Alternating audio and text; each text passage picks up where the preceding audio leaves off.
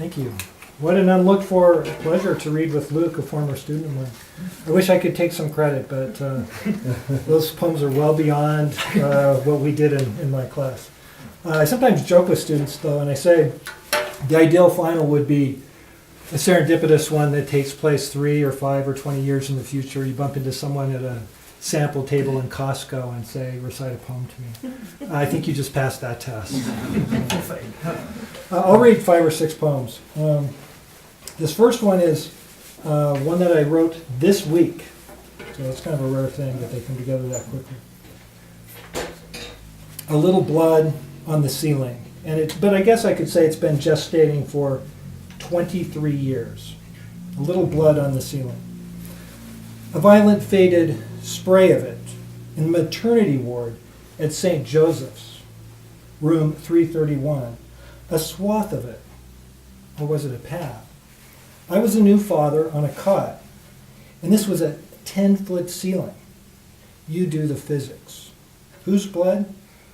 I had no idea. Maybe an orderly got shot. Maybe some weirdo witch doctor was swinging a bleeding cat by its tail. That kind of splatter pattern and palimpsest. And I was trying to doze off to the oceany whoosh of machines, and my newborn was pure mouth, and my sutured beloved was all breast, and both were sleeping off this new hunger. How does blood swim out of the body like that? Aren't there laws of gravity? I've seen fast blood, warm sloshing blood, life in turmoil blood. We're going to need a transfusion blood, but not blood on the ceiling blood. Milk should have been the only currency of exchange that night. First, colostrum. Later, the foremilk and hind milk. Yes, the rich, creamy stuff stuffed with antibodies and tomorrows and all contracts maternal. Bring me a ladder, I thought, and soap, and I'll clean up this ancient stain. A ladder that unfolds like a metallic praying mantis, like God himself. Make it sturdy and aluminum so we won't rust in Houston rain. And I'll put on steel-toed boots or squeeze into nurse shoes. Hell, I'll climb barefoot if needs be. I have good arms and agility and know how to scrub. Maybe so, said the mystery blood to my blood. But there will be other stains no ladder can reach. When I closed my eyes, I felt myself drifting like a skiff under a pink halo, clean as the moon. I'm pleased by this poem because I can finally call myself a beat poet. Let me explain. This poem is coming out in, I guess it just came out, Bombay Gin, which is sponsored by the Naropa Institute in Boulder, which was founded by the Beats back whenever. So, and it's a family poem, so I don't know why they accepted it, but they did. You know, so I'm taking credit. Nocturne.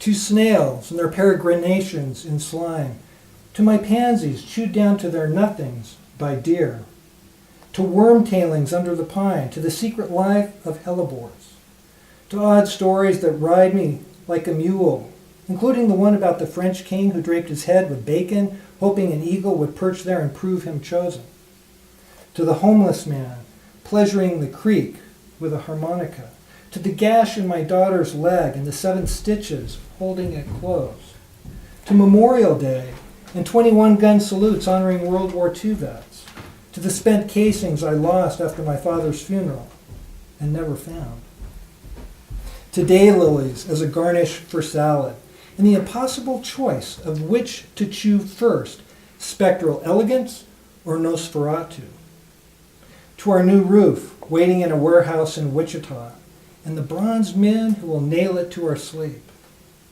to my pajamas I just put on, to my bare feet I've worn this whole burning day, to bossa nova, which helps with transitions, to the ceiling fan that chops prayers into bites, to my wife who drinks straight from the faucet like a cat, to the moon buoyant as breath, to the way I walk this house carrying my sleeping daughter, to the lights I flip off using her foot as my hand.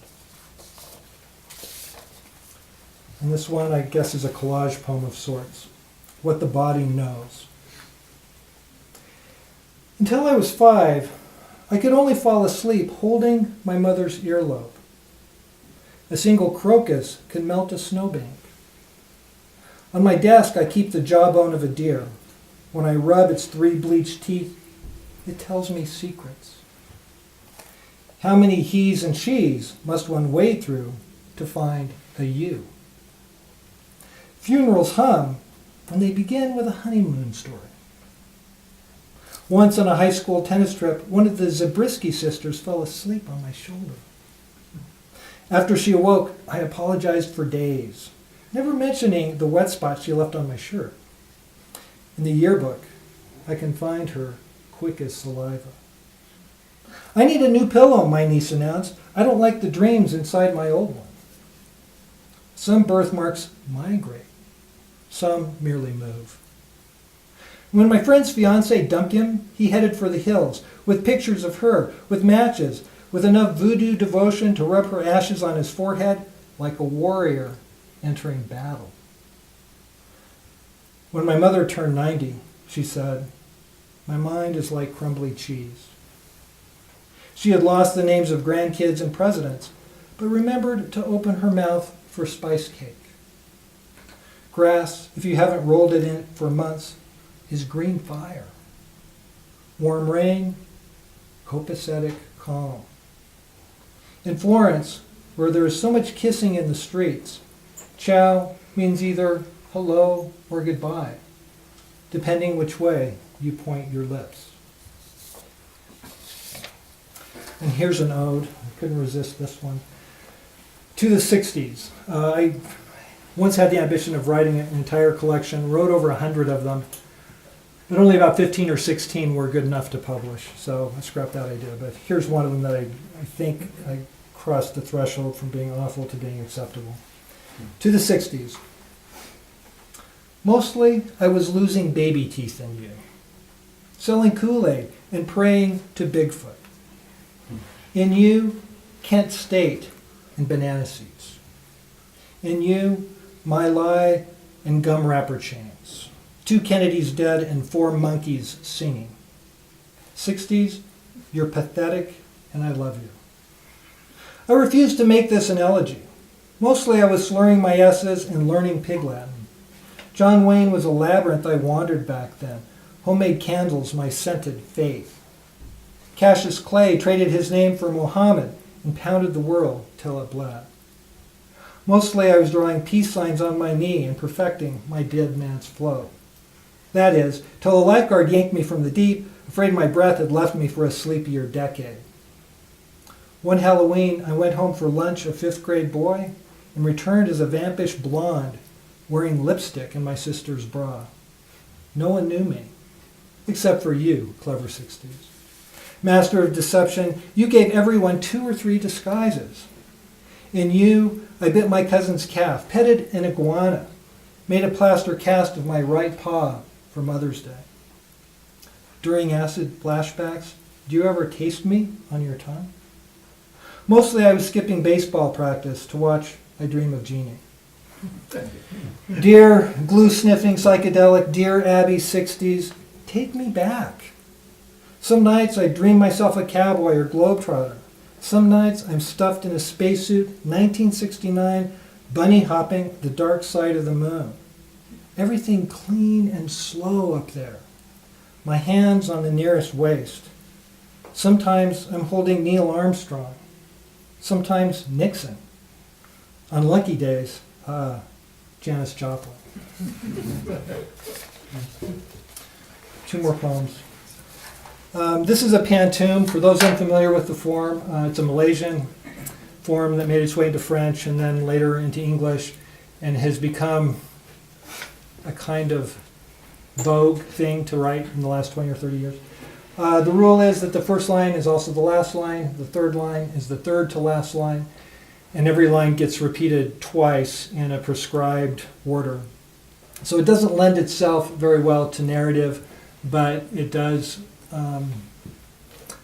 sort of channel an incantatory quality and lends itself to prayers and that sort of thing. So this is called Pantoum for Trevin. who is the brother of a young man that my daughter used to date, Pantoum for Trevin. He had no language at all. He wasn't autistic, but he didn't, well, I guess he was autistic. It's called Pantoum for Trevin, who loves to vacuum. 19 years old, going on 6. Cocooned without words. He points to machines. Who can save us from dust? A static of birds, the sky churring yes. He points to machines and waits till you name each noise. A static of birds, the sky churring yes. He kisses the vacuum and waits till you name each noise. Hello, bright world. A ritual he craves. He kisses the vacuum and the thrumming mouth begins to graze. Hello, bright world. A ritual he craves, leaving swoopy trails in shag, and the thrumming mouth begins to graze. Call this a test, leaving swoopy trails in shag, the dirt we take up, the clean left behind. Call this a test. What stations we create, the dirt we take up, the clean left behind.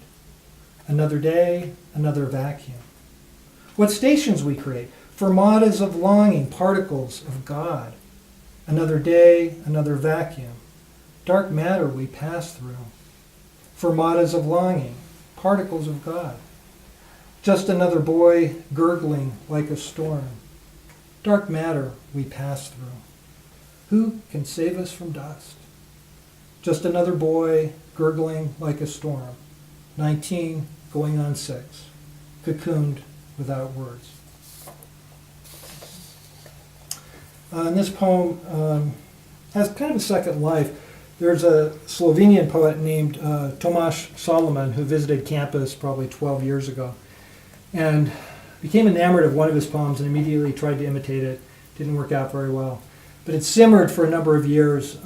So I've written a version, or I guess a poem in homage, as a prose poem.